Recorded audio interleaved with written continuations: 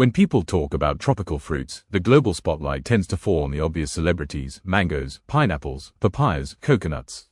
But the tropics have always been home to a much deeper, richer fruit ecology than the average supermarket shelf suggests. Hidden just beneath mainstream attention lie dozens of fruits whose histories stretch back centuries, whose flavors are wild and unexpected, and whose cultural significance is deeply woven into the fabric of indigenous and regional traditions. One of the most fascinating among them is yellow mombin, a fruit that is equal parts ancient, explosive in flavor, and ecologically important. Scientifically known as spondias mombin, yellow mombin belongs to the cashew family, yes, the same Anacardiaceae lineage that includes mangoes, pistachios, cashews, and even poison ivy. Like its relatives, it produces a bright, resinous aroma and a complex acidic flavor profile.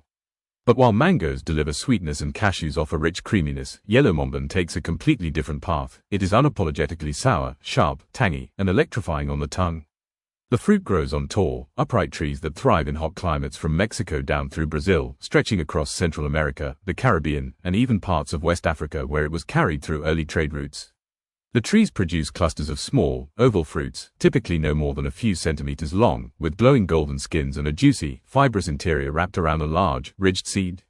Their scent is unmistakable, tropical, wild, and slightly fermented, like a mix of plum, citrus peel, and guava left in the sun. Historically, indigenous populations of the Americas used yellow mombin for far more than snacking.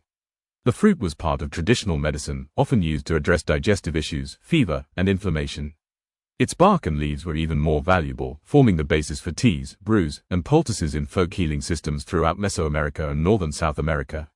This history explains why the fruit still holds a cultural presence today. It was never just something to eat, it was a multi-purpose natural resource.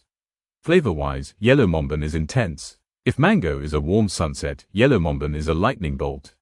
The acidity hits first, bright and almost shocking, followed by a subtle fruitiness that resembles a wild plum mixed with unripe pineapple. This sour punch is exactly why the fruit became so beloved in coastal and tropical cooking cultures. Rather than being eaten plain, it is often turned into juices, sherbets, preserves, chutneys, fermented drinks, spicy sauces, and pickles. In the Caribbean, the fruit becomes refreshing beverages sold in local markets. In Brazil, known as tapareba, it is blended into cold juices and ice creams. In Mexico and Central America, it finds its way into pickled street snacks, layered with chili, salt, and a splash of lime. The combination of salt plus chili plus sour yellow mombin hits a kind of flavor nirvana that only tropical street food can achieve. But the fruit's value is not limited to taste. Nutritionally, yellow mombin is a powerhouse. It provides high levels of vitamin C, antioxidants, potassium, and a diverse range of bioactive phytonutrients that give it strong anti-inflammatory properties. It is also rich in dietary fiber, which supports digestive health, one reason it appears frequently in traditional medicine for stomach discomfort. Some research even suggests potential antimicrobial properties in its bark and fruit extracts. Culturally, yellow mombin is more than a flavor, it is a symbol of seasonal cycles. Its appearance marks specific changes in climate, rainfall, and agricultural patterns. Communities that rely on traditional ecological knowledge often interpret the fruiting period of mombin trees as a sign of shifting weather systems or as cues for planting other crops. This gives the species an ecological importance that goes beyond basic food production. From an agricultural perspective, the tree is remarkably resilient. It grows in poor soils, withstands drought, and establishes itself easily in wild or semi-wild landscapes. Its flowers attract pollinators, and its fruits feed countless species of birds, mammals, and insects. This makes yellow mombin an ecosystem helper, contributing to biodiversity and ecological stability in forests and rural areas. In recent years, interest in rare and exotic fruits has surged globally.